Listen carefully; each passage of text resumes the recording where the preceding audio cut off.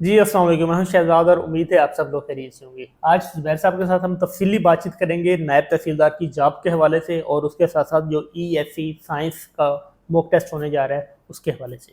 और आज हम बात करेंगे जो सबसे ज़्यादा पूछा जाने वाला सवाल है पिछले 24 घंटे के अंदर, ऐसे ही वो है। है नायब तहसीलदार की जॉब्स। हाँ जी। तो नायब तहसीलदार की जॉब्स के बारे में क्या अपडेट है, इसके हम्म। ऊपर बात करेंगे। हम्म। ये तो सर बहुत शुक्रिया। जी सर, थैंक यू। अच्छा सर, क्वेश्चन वाइज कर लेते हैं ना। कैंडिडेट्स का सबसे बड़ा सवाल ये होता है कितनी कि आ जो रही है? टोटल कितनी सीट्स आ रही हैं, कब आ रही हैं? कब आ रही हैं, उसकी क्वालिफिकेशन क्या होगी? क्वालिफिकेशन क्या होगी, फिर ये डिवीजन वाइज होंगी। हम्म। मतलब ये एक और मेजर सिलेबस क्या क्वेश्चन होगा? है, और सिलेबस क्या है, ये एक हम्म। इम्पोर्टेंट क्वेश्चन है। हम्म। तो इसको एक एक करके एड्रेस कर लेते हैं। जी, तो सबसे पहले बताएं कि कितनी सीट्स आ रही हैं? सीट्स के बारे में अभी कोई कंफर्मेशन नहीं है, हम्म। क्योंकि आज जब मैंने मालूम किया है तो जो पहले वाला डाटा कंपाइल हो चुका है, अब उसके अंदर एक और डेवलपमेंट हो रही है।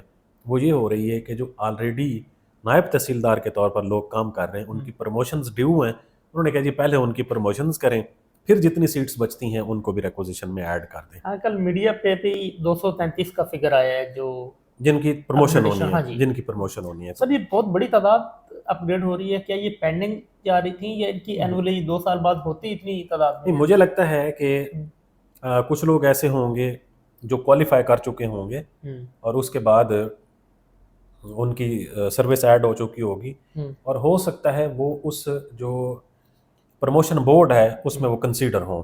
सारे नहीं होते प्रमोट, कुछ लोग रह भी जाते हैं, बट ये टोटल नंबर हो सकता है ओके। 233। यानी हो सकता है कि ये 5-6 साल की ये ड्यू हो। ये ज़्यादा, इससे तीन भी चार ज़्यादा हो बैचेस की। सकती है। हमारे यहाँ प्रमोशन थोड़ी सी स्लो होती है। स्लो होती है। अच्छा, तो अब आपके ख्याल में कि इसका फिगर अभी कंफर्म नहीं है? नहीं है 233 की प्रमोशन होनी है। अच्छा, स्टेटस क्या है पीछे? पीछे से। मतलब ये कि कब तक इसकी रिक्वेजिशन पॉसिबल है कि PPSC को चली नहीं जाएगी या महकमा क्या देखें, कर जब रहा है? ये खबर आती है ना कि इतने लोगों की प्रमोशन होने जा रही है, हम्म। इसका मतलब ये होता है कि उस प्रमोशन का सिर्फ प्रमोशन बोर्ड होना होता है। ठीक है। पीछे बैक एंड पे सारा काम हो चुका होता है। ठीक है। 233 कैसे सामने आ गया डिजिट? ज़ाहिर है सारा काम ठीक हुआ। है। तो इसका मतलब ये है कि इस प्रमोशन को होने में, प्रोसेस होने में, मेरे ख्याल में शायद मैक्सिमम 1 महीना लग जाएगा बस।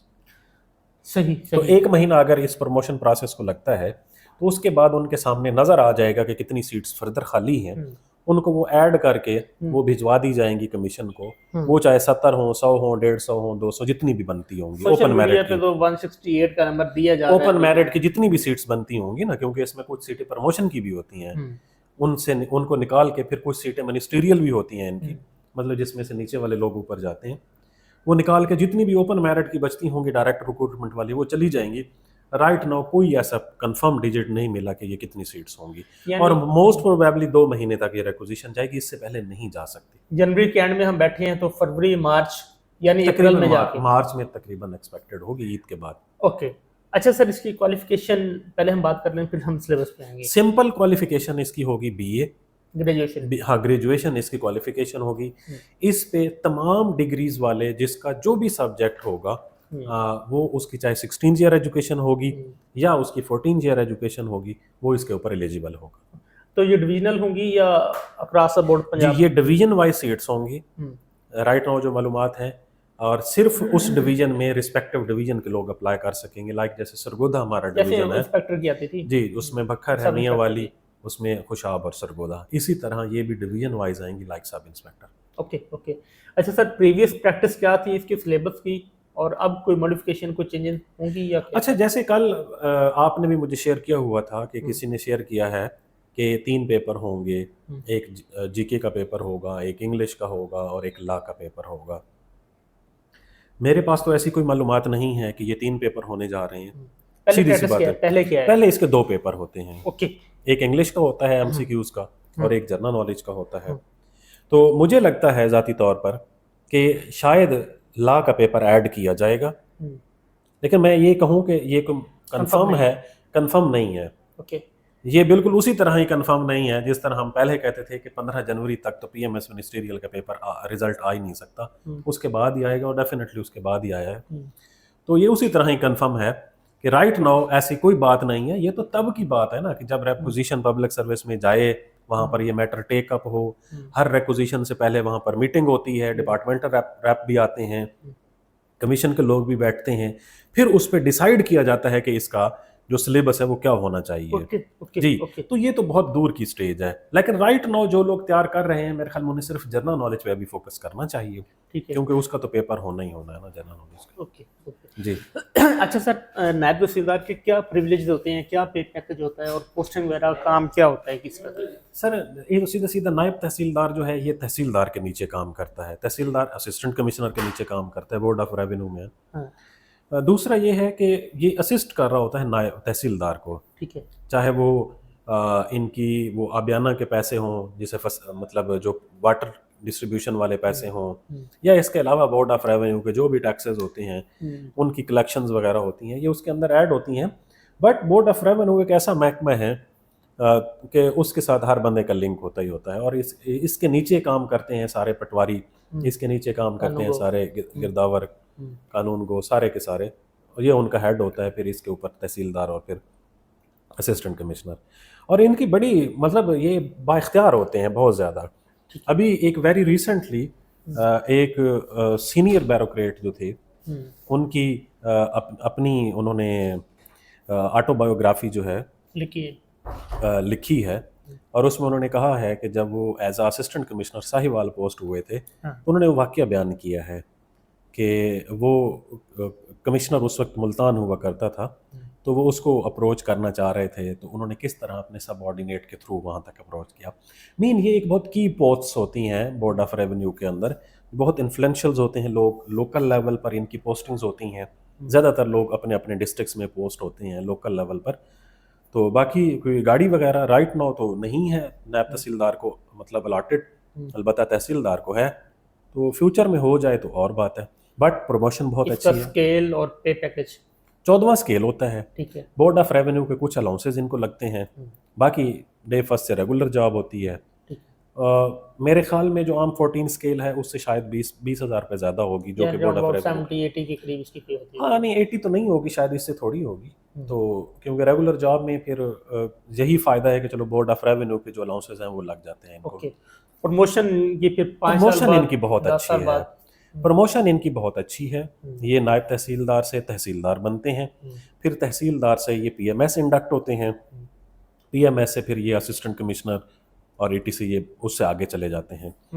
बट ये है कि ये एटलीस्ट 3 स्टेजेस तो इनकी हो जाती हैं ना, मेन नायब तहसीलदार से तहसीलदार, तहसीलदार से पीएमएस असिस्टेंट कमिश्नर, ये 2 स्टेजेस।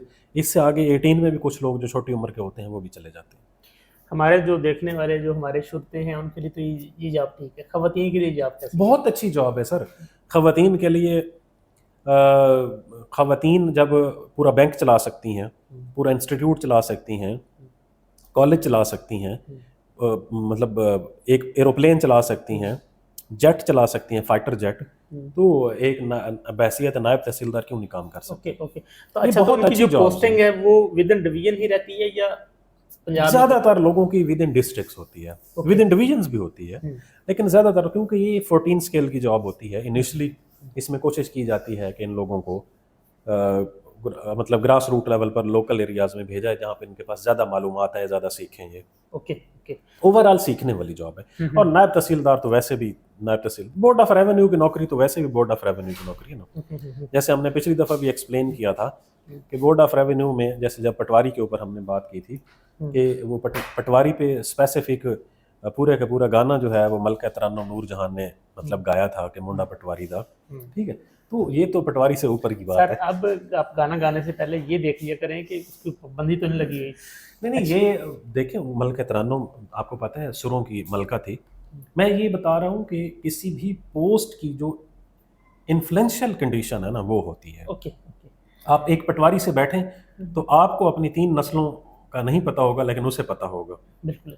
वो आपको 1860 से ऑनवर्ड रिकॉर्ड जब से कंपाइल होना शुरू हुआ होगा वो 1860 से आपको सारा रिकॉर्ड दे देगा, आपका दादा कौन था, परदादा कौन था, उसके कितने बच्चे थे, तो इसलिए ये इन्फ्लुएंशियल जॉब्स होती हैं बोर्ड ऑफ रेवेन्यू की। सही।